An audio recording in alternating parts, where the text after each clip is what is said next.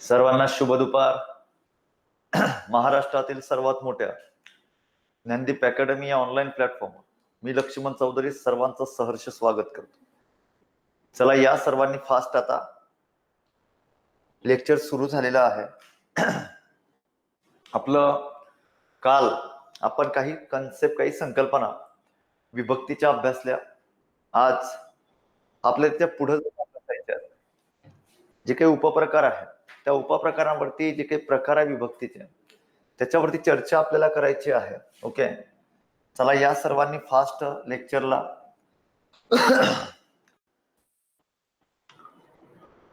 बरेच जण अजून आलेच नाही आहे. चला या फास्ट. बघा, आता प्रथमा विभक्तीला प्रत्यय असतं का? तर प्रत्यय नाही. प्रत्यय त्या ठिकाणी विभक्तीला नसतं. कोणत्या विभक्तीला? तर या ठिकाणी या विभक्तीला नसतं प्रत्यय. प्रथमा विभक्तीला कोणत्याही प्रकारचं प्रत्यय जोडून येत नाही. समजलं का? त्याला मराठीमध्ये काय म्हणतात? प्रथमा विभक्ती म्हणतात. प्रथमा विभक्तीचा कारकर्ता कोणता सांगितला होता मी? कर्ता हा त्याचा कारकर्ता आहे, पण ते दोन कारकार्थ प्रकट करते. किती? प्रथमा विभक्ती दोन कारकार्थ त्या ठिकाणी प्रकट करते. एक म्हणजे कर्ता हा त्याचा मुख्य कारकर्ता आहे, आणि दुसरा म्हणजे त्या ठिकाणी अधिकरण हा सुद्धा त्या ठिकाणी कारकार्थ प्रथमा विभक्ती प्रकट करतो. मग सर, आम्हाला जर पेपरमध्ये विचारलं की प्रथमा विभक्तीचा कारकार्थ कोणता, तर आम्ही कोणता सांगायचा? तर तुम्हाला प्रथमा विभक्तीचा कारकार्थ सांगायचा आहे कर्ता. कोणता सांगायचा आहे? तर कर्ता हा तुम्हाला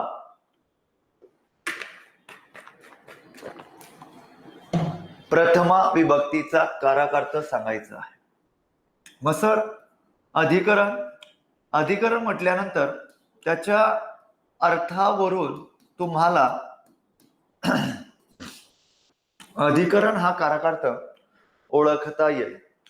त्या ठिकाणी कशावरून?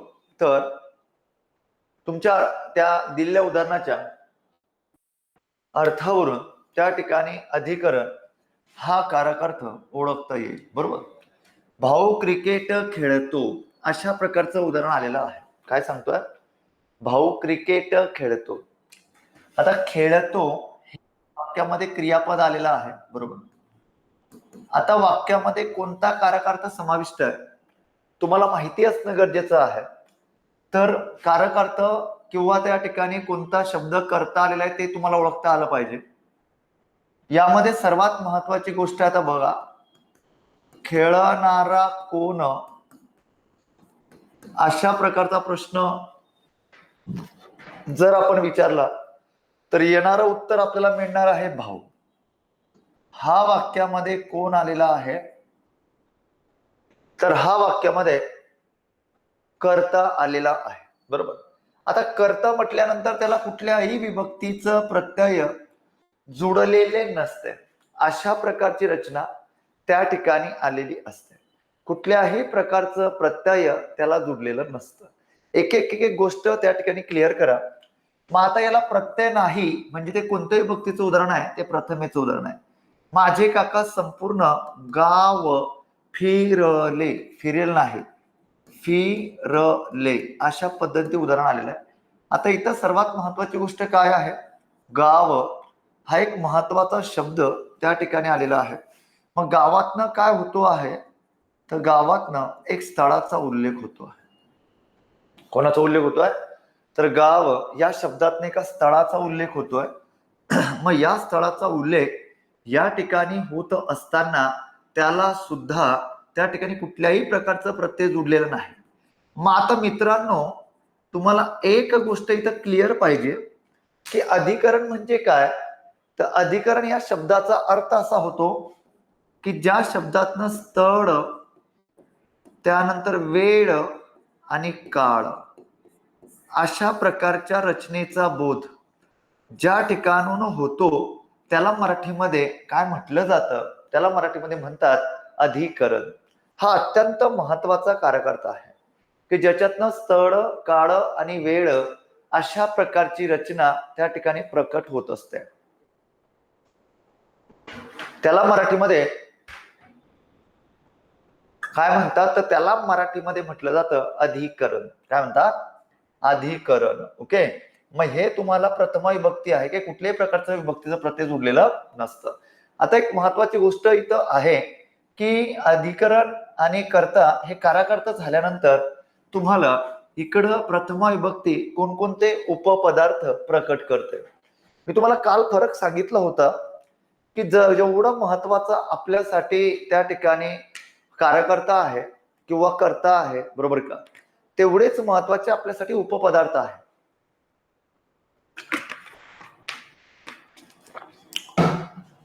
उपपदार्थ कितीही येऊ शकतात, बंधन नाही त्याला. आता प्रथम विभक्ती म्हटल्यानंतर कोणकोणते उपपदार्थ प्रकट करताय बघा. श्रीराम राजे होते, बरोबर. आता या ठिकाणी दोन्ही गोष्टी आहे, श्रीराम राजे होते. इथं सर्वात महत्वाची गोष्ट उद्देश्य, बरोबर का. काय आहे? उद्देश्य. उद्देश्य म्हणजे काय मित्रांनो? तो उद्देश्य म्हणजे वाक्यामध्ये येणारा कर्ता. समजलं का? वाक्यामध्ये येणारा कर्ता म्हणजे उद्देश्य असतो. मग श्रीराम राजे होते, मग होणारे कोण आहे? तर श्रीराम. म्हणजे श्रीराम वाक्यामध्ये कोण आले? तर श्रीराम वाक्यामध्ये उद्देश्य आले. काय आले? उद्देश्य. समजलं? त्यातच पर्याय नाव कर्ता आहे. भावाने 10 किलो गहू आणला. किती किलो? 10 किलो गहू. आता मला सांगा, 10 किलो गहू आणला. आता 10 किलो म्हटल्यानंतर इथं कशाचा उल्लेख झालेला आहे? तर तिथे झालेला आहे परिमाणाचा उल्लेख. कशाचा? परिमाणाचा उल्लेख त्या ठिकाणी आलेला आहे. अशा प्रकारची रचना या ठिकाणी तुम्हाला क्लिअर करायची आहे. मी 6 मैल धावतो. किती मैल? 6 मैल त्या ठिकाणी धावतो. मला 6 मैल म्हटल्यानंतर या ठिकाणी मैल, 6 मैल म्हणजे कोणाचा उल्लेख होतो आहे? अंतराचा. म्हणजे आता तुम्हाला उपपदार्थ म्हणजे काय माहिती आहे. उपपदार्थ म्हणजे काय आहे हे अगदी सर्वांना माहिती आहे, बरोबर का. कारण की सर्वात महत्वाची गोष्ट काय आहे, पुन्हा एकदा सांगतो. उपपदार्थ म्हणजे काय की वाक्यातील नाम किंवा सर्वनाम यांचा क्रियापद सोडून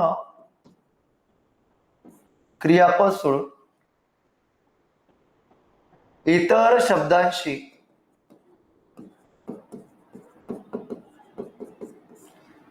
येणारा संबंध, याला मराठीमध्ये काय म्हणतात? उपपदार्थ. काय म्हणतात त्याला? उपपदार्थ म्हणून ओळखलं जातं. त्याला उपपदार्थ म्हणून त्या ठिकाणी ओळखलं जातं की नाम किंवा सर्वनाम यांचा क्रियापद सोडून इतर शब्दांशी येणारा संबंध, याला मराठीमध्ये काय म्हणतात? उपपदार्थ म्हणून ओळखले जाते. ओके. म्हणजे बघा, आता या ठिकाणी जर आपण लक्षात घेतलं तर इथं मी हा वाक्यामध्ये कर्ता आहे, बरोबर का. आता याची कनेक्टिव्हिटी कुणाशी आहे? क्रियापदाशी. पण त्याच्यासाठी इतर शब्द सुद्धा महत्वाचे आहेत. त्यांच्यातनं वेगवेगळ्या प्रकारचे अर्थ प्रकट होत आहेत. त्या दिलेल्या वाक्याच्या अर्थावरून उपपदार्थ डिसाइड होत असतो. त्या वाक्यामध्ये आलेले जे काही शब्द असतात त्याच्यातनं उपपदार्थ डिसाइड होत असतो, उपपदार्थ ठरत असतो. जसं यातनं आता 6 मैल अंतराचा उल्लेख होतो आहे. इकडे बघा, पेट्रोल 105 रुपये लिटर मिळते, बरोबर. म्हणजे इथं काय आलेलं आहे? परिमाण आलेलं आहे. अशा प्रकारे. ओके. आता रावण राक्षस होता, साधं विधान आहे. म्हणजे इथं जर आपण लक्षात घेतलं तर विधान पूरक याला विधान पूरक म्हटलं जात. का बरं?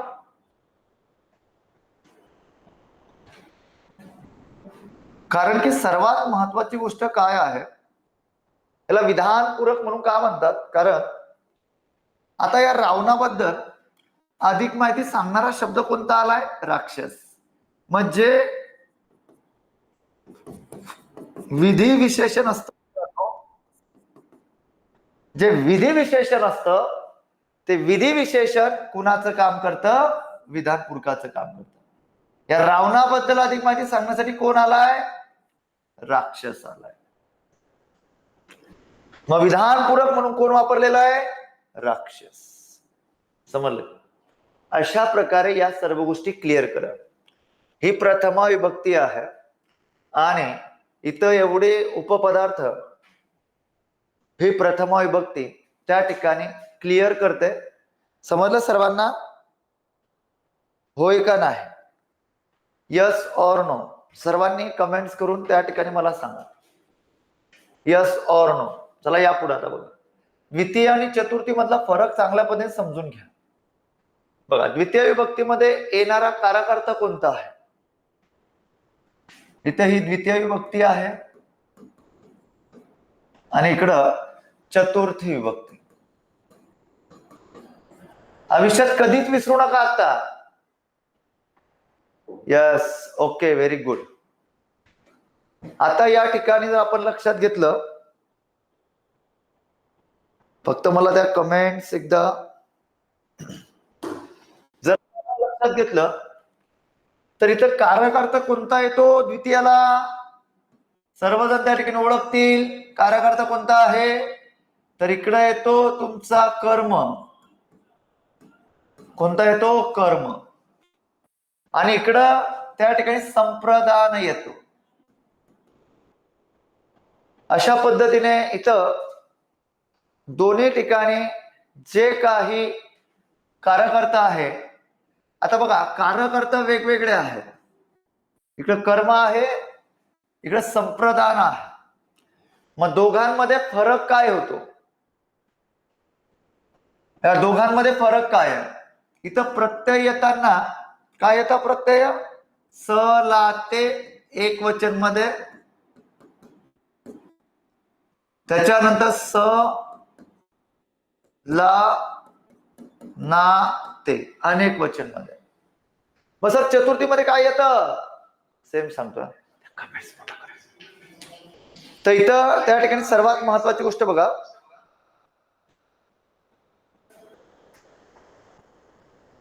बघा आता या ठिकाणी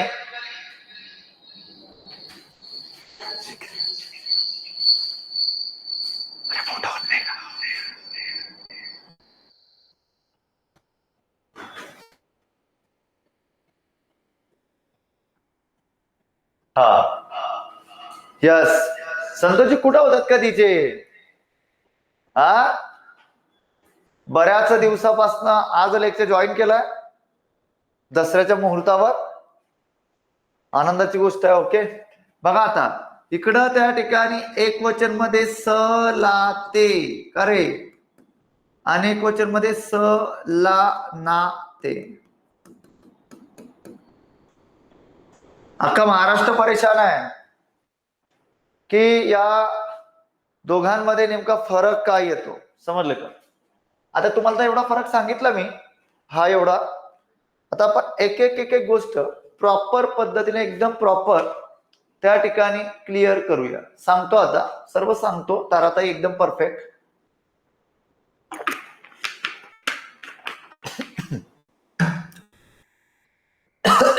बघा आता द्वितीय विभक्तीचे प्रकार किती समजून घ्या. आता द्वितीय विभक्तीचे प्रकार दोन. एक अप्रत्ययी द्वितीय,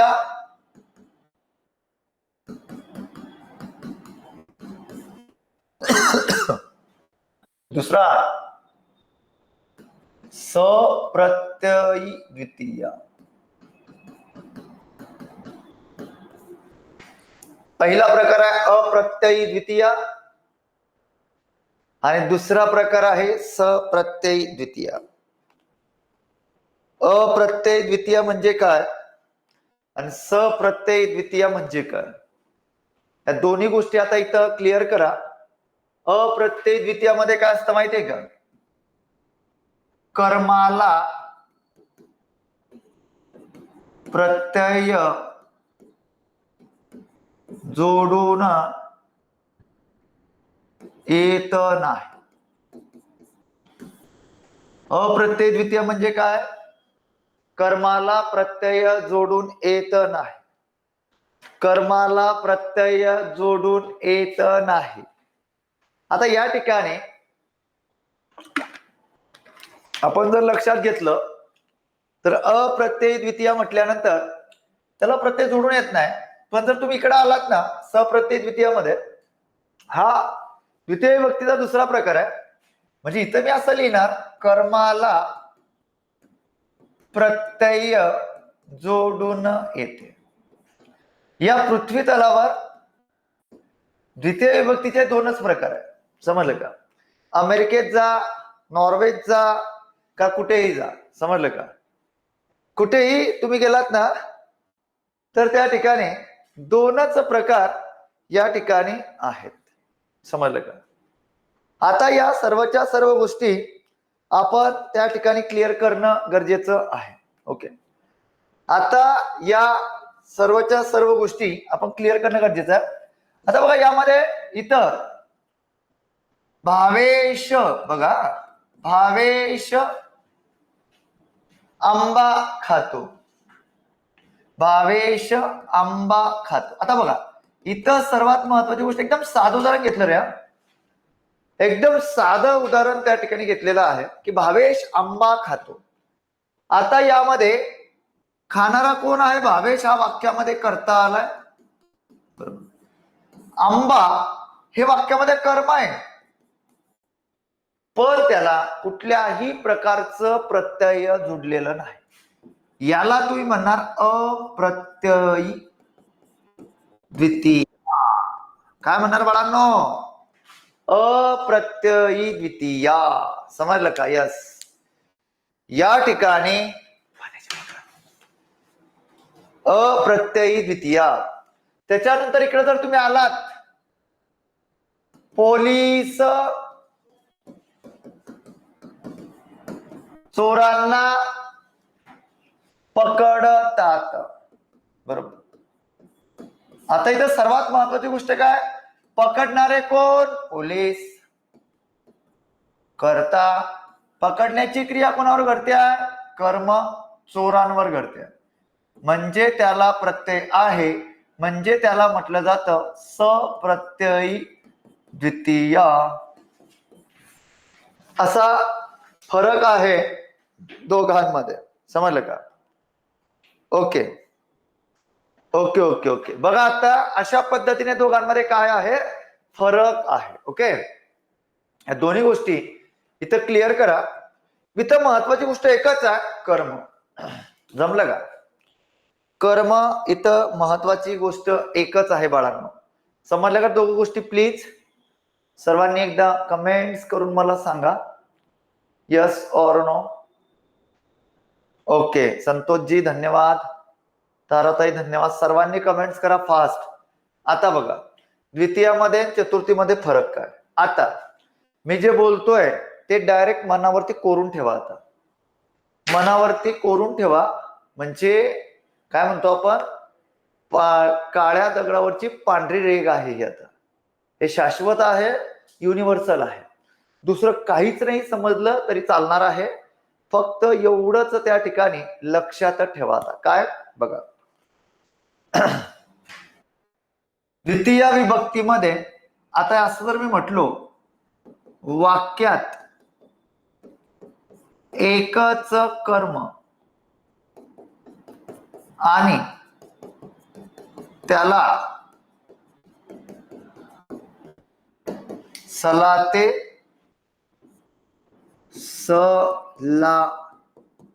नाते ही प्रत्यय होणारी असतील तर ती विभक्ती कोणती असते, तर लक्षात ठेवा ती विभक्ती त्याला द्वितीयाच म्हणा.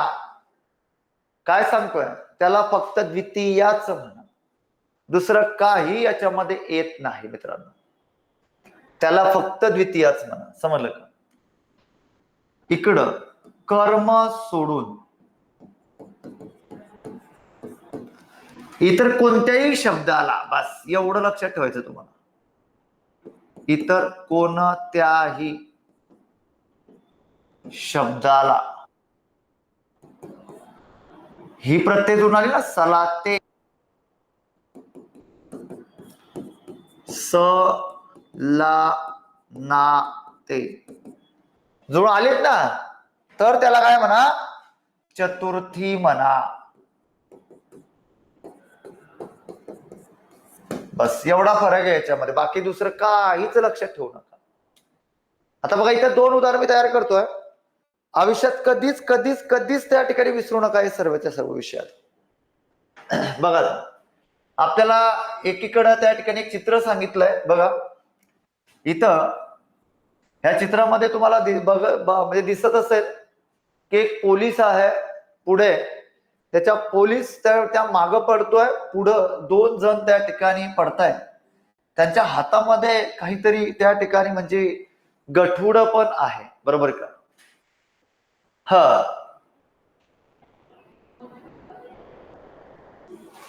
अरे मग यायचं ना संतोषजी, भेटायचं की.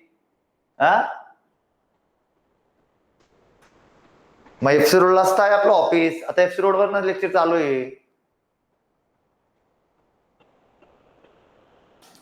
भेटायचं मग. ऑफिसला यायचं.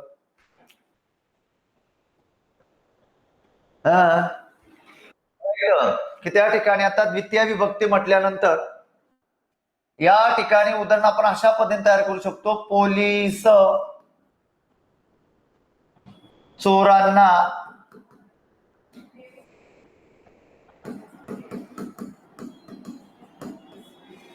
पकडतात. अशा प्रकारचं उदाहरण या ठिकाणी तयार होणार की पोलीस चोरांना पकडतात. आता पकडणारे कोण? पोलीस. वाक्यामध्ये करता. कर्म कोणता आला? चोर. वाक्यातलं कर्म आलं. समजलं का? वाक्यातलं कर्म कोण आलं? तर वाक्यातलं कर्म आलं चोर. समजलं का? जुडलंय का चोर या नामाला प्रत्यय ना? मग सर द्वितीय केव्हा म्हणावी आणि चतुर्थी केव्हा म्हणावी? दोघांमधला फरक समजून घ्या मित्रांनो. द्वितीय केव्हा म्हणा? जेव्हा फक्त वाक्यामध्ये एकच कर्म आहे आणि सलाते सलाते जोडून आलेला आहे, तेव्हा त्याला द्वितीय म्हणा. एखाद्या ठिकाणी एकच कर्म आहे पण त्याला प्रत्यय नाही, तरी सुद्धा तिला द्वितीय म्हणा, पण ती कोणती? अप्रत्यय द्वितीय. लक्षात ठेवा. तिकडे बघा, आता चतुर्थी विभक्तीच्या बाबतीत तिकडे मी उदाहरण लिहितो. आता मागे ताराताईने जे काही सांगितलं होतं की अप्रत्यक्ष कर्म आणि प्रत्यक्ष कर्म यामध्ये आलेली असतात चतुर्थी विभक्तीमध्ये. मी तुम्हाला सांगितलं की कर्म सोडून इतर कोणत्याही शब्दाला सलाते सलाते जोडलेलं असेल तर त्याला चतुर्थी म्हणा. बघा इकडे त्या ठिकाणी शिक्षक, शिक्षक हा इकडे विद्यार्थी वर्ग आहे. विद्यार्थ्यांना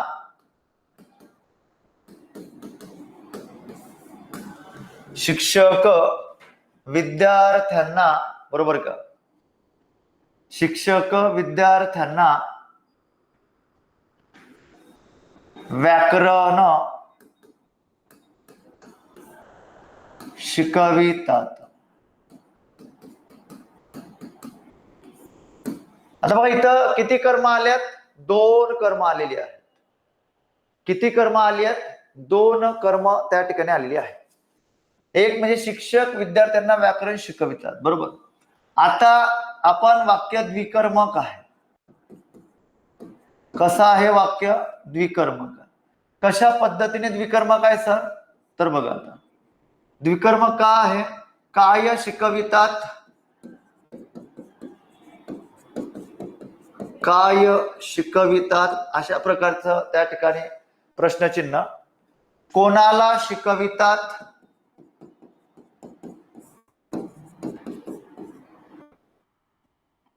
कोणाला शिकवितात? आता काय शिकवितात म्हणजे उत्तर आपल्याला भेटते आहे व्याकरण. बरोबर. कोणाला शिकवितात म्हणजे विद्यार्थ्यांना. आता हे जे कर्म आलेलं आहे द्विकर्मकचं उदाहरण आहे, बरोबर का? आणि चतुर्थीमध्ये द्विकर्मकचं उदाहरण येतं. एकच कर्म नसतं चतुर्थीमध्ये, कधीच नसतं. एकच कर्म आलं म्हणजे चतुर्थी कधीच होऊ शकत नाही. त्याची रचना डायरेक्ट द्वितीयामध्ये जाणार आहे. समजलं का? शांततेने समजून घ्या. यस, शांततेने समजून घ्या. इथं बघा आता हे जे व्याकरण आलेलं आहे हे वस्तुवाचक कर्म आहे. कोणतं कर्म आहे? वस्तुवाचक कर्म. म्हणजे त्याला आपण व्याकरणाच्या भाषेमध्ये म्हणतो प्रत्यक्ष कर्म. आणि जेव्हा विद्यार्थ्यांना म्हटलं की हे अप्रत्यक्ष कर्म, ते काय आलेलं आहे? व्यक्तिवाचक कर्म. म्हणजे जेव्हा व्यक्तिवाचक कर्म असतं तेव्हा त्याला सलाते सलाते जुळून येतं चतुर्थीमध्ये. किंवा अजून एक गोष्ट त्या ठिकाणी तुम्ही लक्षात घेऊ शकतात, किंवा एक गोष्ट अजून त्या ठिकाणी तुम्ही क्लिअर करू शकतात की चतुर्थी भक्तीमध्ये एक जाणारा असतो. लक्षात ठेवा, कोण असतो? जाणारा. जाणारा नेहमी प्रथमेत असतो. एवढं सोपं लक्षात ठेवा, नाही तर मग जाणारा नेहमी असतो कुठे? चतुर्थी भक्तीमध्ये. आणि जो घेणारा असतो तो नेहमी चतुर्थीत असतो. कशात असतो? चतुर्थीत. जाणारा प्रथमेत, घेणारा चतुर्थीत. मग आता इथं उदाहरण आहे बघा, शिक्षक विद्यार्थ्यांना व्याकरण शिकवितात. आता जाणारं काय आहे? व्याकरण. कशामध्ये असतं म्हणे? प्रथमेत. त्याला काही जुडलेलं नाही. घेणारे कोण आहे? विद्यार्थी. ते कशामध्ये असतं म्हणे? चतुर्थी. संपला विषय. संपला विषय. हे त्याच्यापेक्षा सर्वात पेक्षा सोपं आहे, बरोबर का नाही? समजलं का नाही? होय का नाही? सांगा मला पटकन. Yes or no?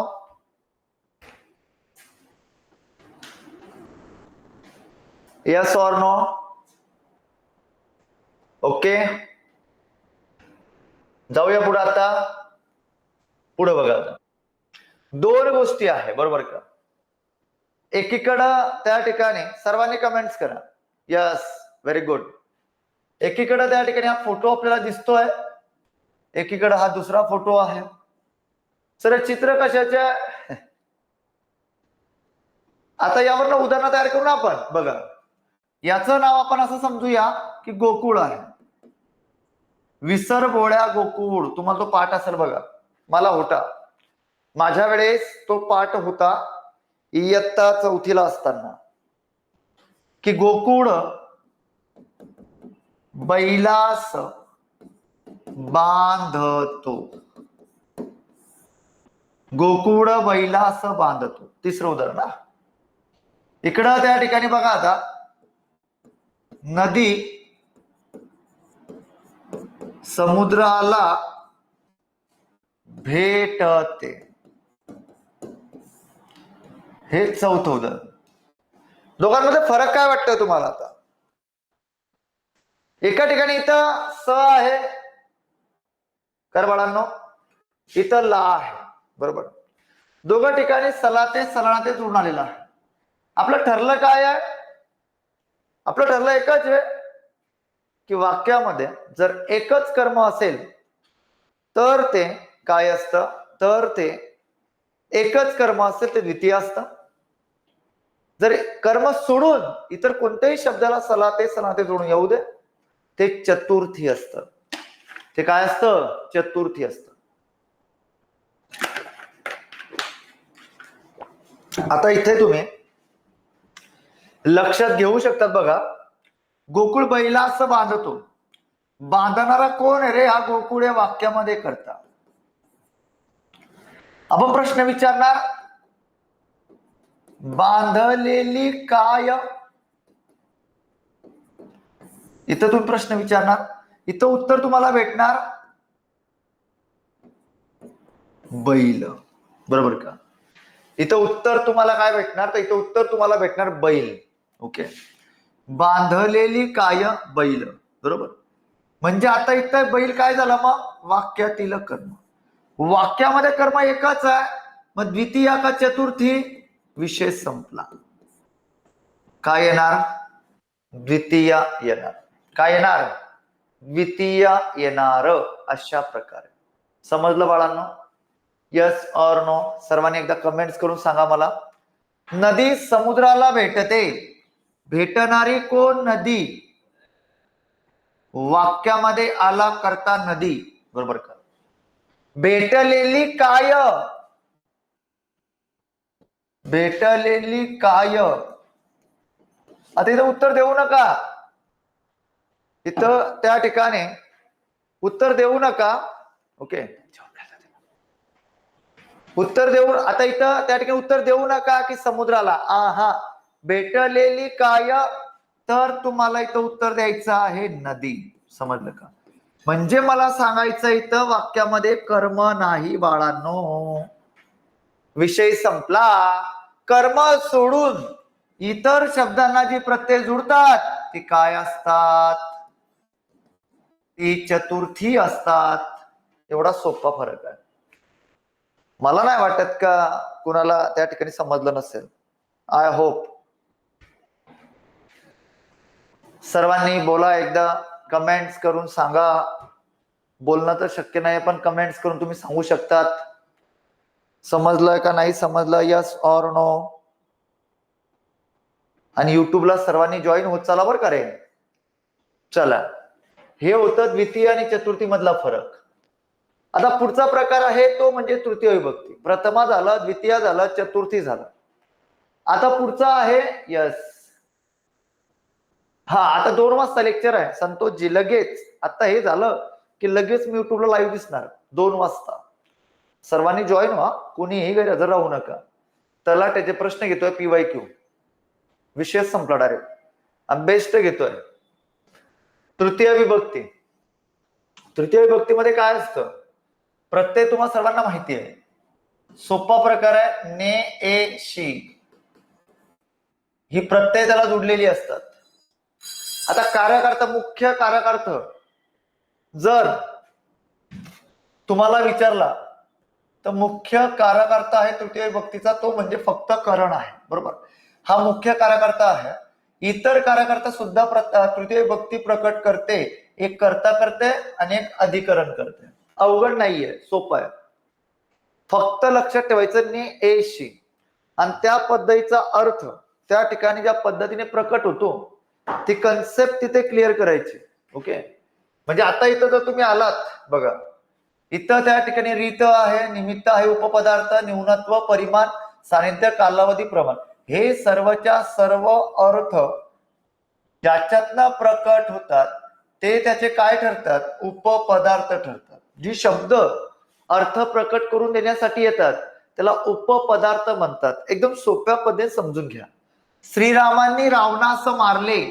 आता मारले क्रियापद आलं, मारणारे कोण आहे, श्रीराम आहे, बरोबर.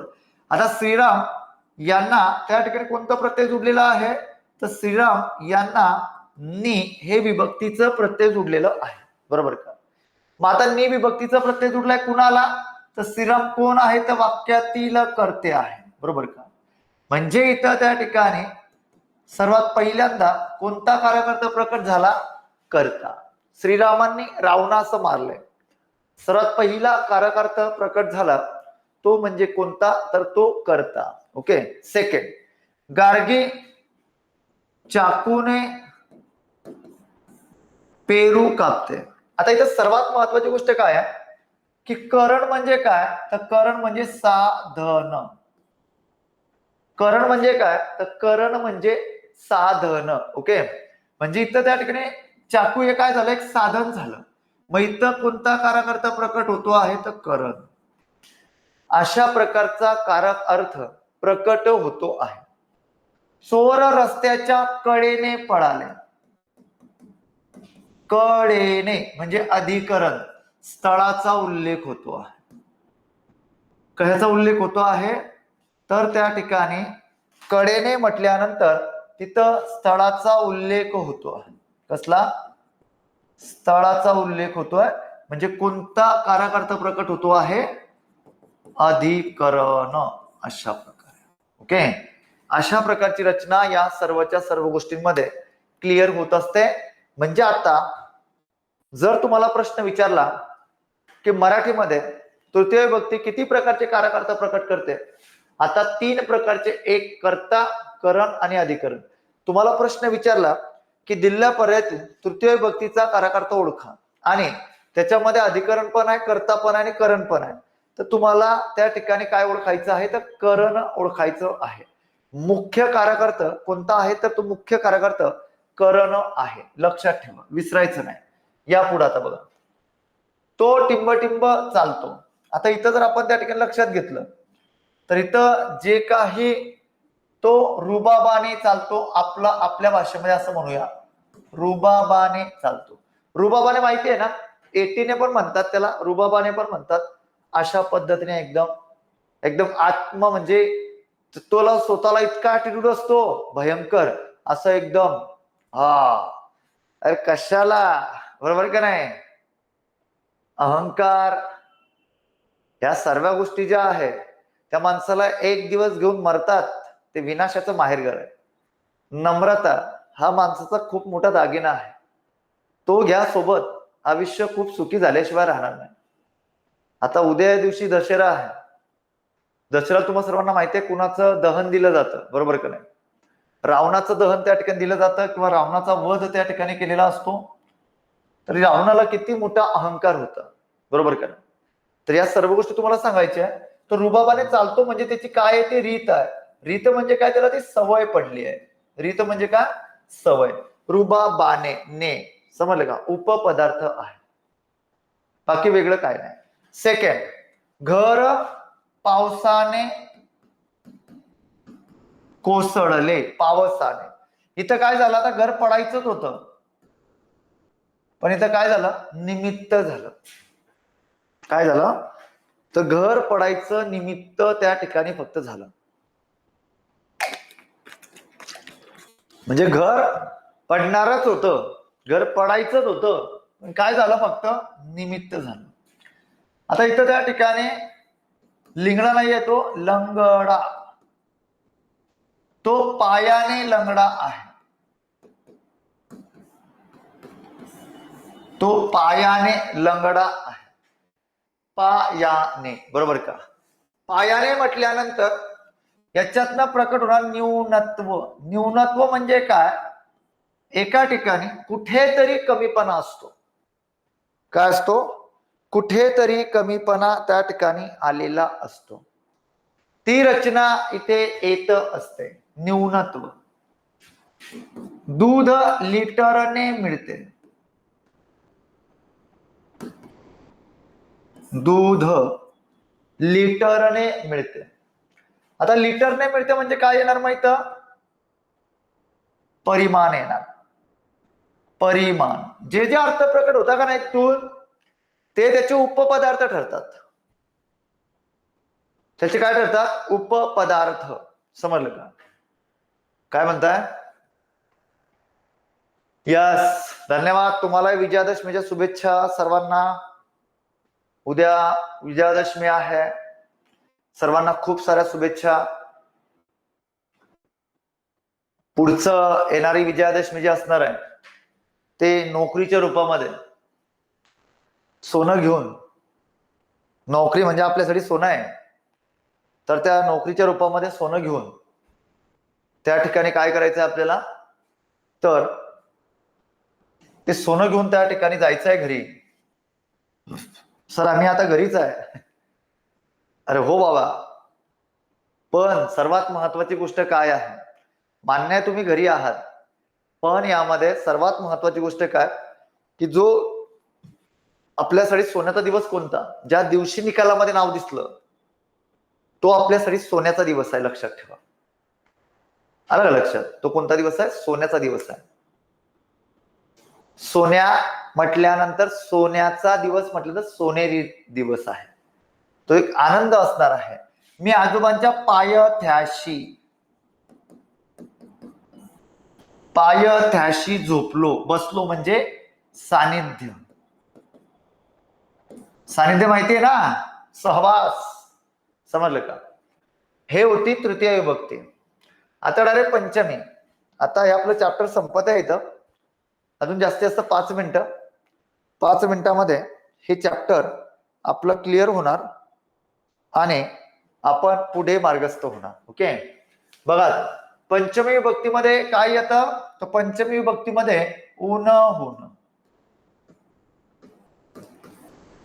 याला म्हणतात पंचमी विभक्तीची प्रत्यय. पंचमी विभक्ती 2 प्रकारचे कारकर्ता प्रकट करते, एक अपादान, एक करण. सोपा आहे. अपादान म्हणजे काय, आपल्या भाषेमध्ये लक्षात ठेवा, अपादान म्हणजे दुरावा. समजलं का? किंवा त्याला म्हणतात वियोग. आणि करण म्हणजे काय, साधन. बरोबर का? आता बघा उदाहरण. सेनापती तानाजी मालुसरे प्रतापगडाहून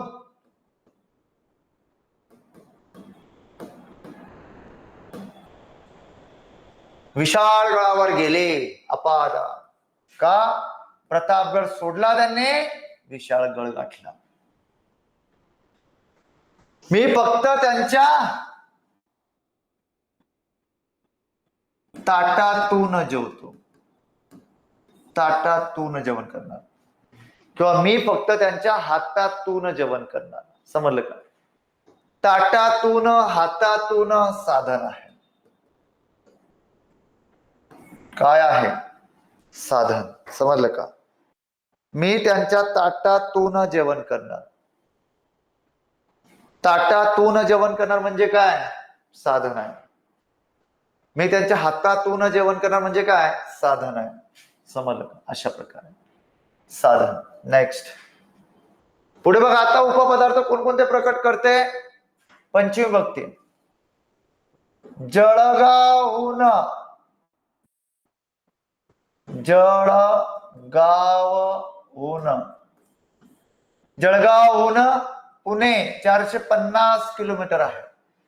उल्लेख कसला होतोय, अंतर. मी तुम्हाला सांगितलं की जो अर्थ प्रकट झालेला असतो त्या प्रकारची रचना त्या ठिकाणी आलेली असते. तालुक्याहून,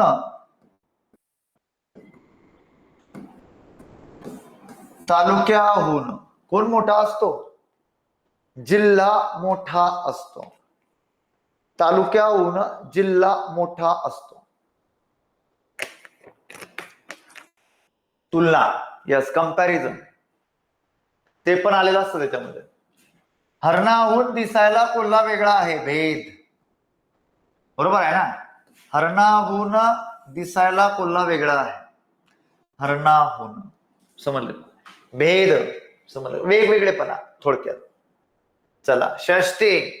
षष्टीमध्ये प्रत्यय येतात, सर्वांना माहिती आहे. चा, ची, चे किंवा झा, झी, झे. ओके. नेक्स्ट चे, चा,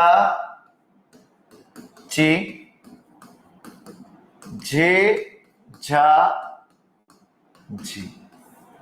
अशा प्रकारे. इथं कारकार्थ मुख्य नाही, पण इतर कारकार्थ प्रकट होतात. कर्ता, अधिकरण, अपादान. बघा आता. दादाचे आला षष्टी. सोपा हा प्रकार एकदम, अत्यंत सोपा प्रकार आहे. दादाचे जेवण करून झाले. कर्ता. बरोबर का? काय आला, कर्ता. कर्त्याला प्रत्यय जुडलं, कर्ता. मुख्य कारकार्थ येत नाही तो. आपण म्हणतो ना दादाचे जेवण करून झाले, प्रत्यय जरी काढला ना तरी वाक्याचा अर्थ पूर्ण. दादा जेवण करून झाले असं बोलतो आपण. ओके, म्हणून त्याचा क्रियापदावरती परिणाम होत नाही, म्हणून त्याला मुख्य कारकार्थ म्हटला जात नाही. पोरगा हातचा गेला, हातचा. अपादान, वियोग, वियोग, हाताचा. तो दिवसाचा झोपतो, अधिकरण, काळ. दिवसाचा काळ. समजलं का? अशा प्रकारची रचना या ठिकाणी प्रकट होत असते. याला षष्टी म्हणतात. षष्टीमध्ये उपपदार्थ आहे फक्त बघा. काकाने घराचे मालकी, घराचे. कुणाच्या घराचे? स्वतःच्या घराचे. घराचे दरवाजे उघडले. संबंध म्हणजे काय? मालकी. ओके. अशा मी 250 रुपयाचे. रुपयाचे याला म्हणतात मूल्य. काय म्हणतात? मूल्य. रुपयाचे. समजलं का बरं सर्वांना इथपर्यंत? होय का नाही?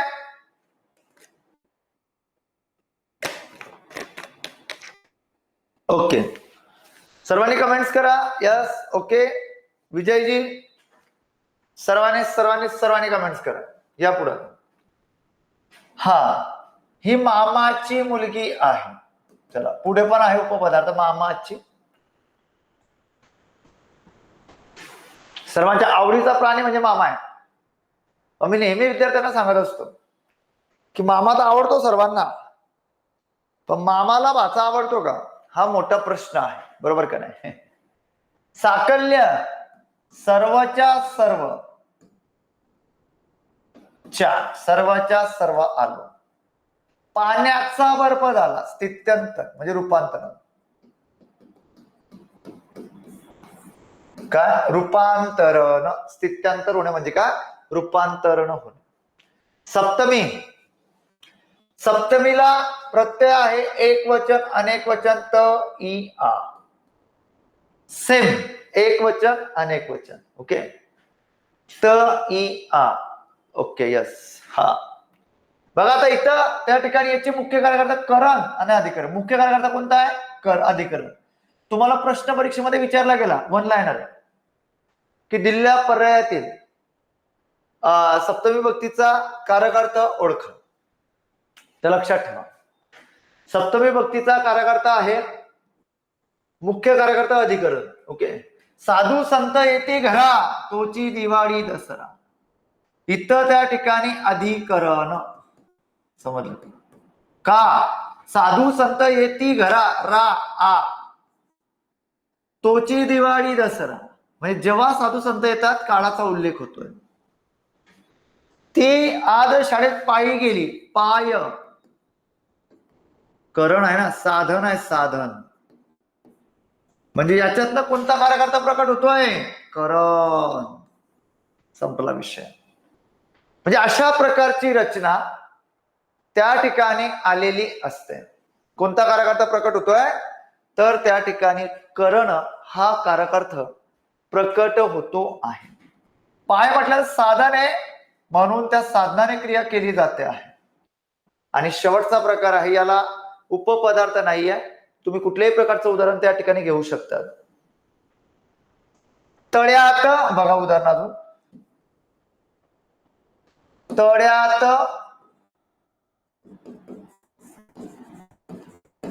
कमळे उमललेली आहेत. तळ्यात त स्थळाचा उल्लेख होतोय अधिकरण. मळ्यात केळी आहे. मळ्यात त. समजलं का? अधिकरण. आणि शेवटचा प्रकार विभक्तीचा 8वा तो म्हणजे संबोधन. संबोधन मध्ये फक्त काय सांगतोय? संबोधन मध्ये फक्त अनेक वचन मध्ये ओ नो हो. एक वचन नाही.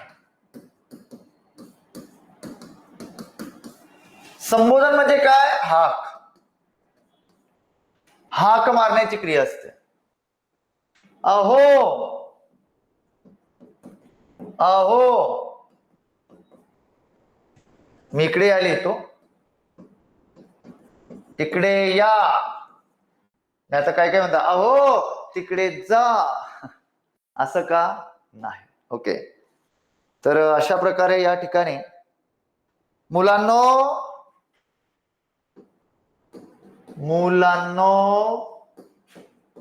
उभे राहा. अशा प्रकार. नंबर 2 चिऊ शाळेत जा.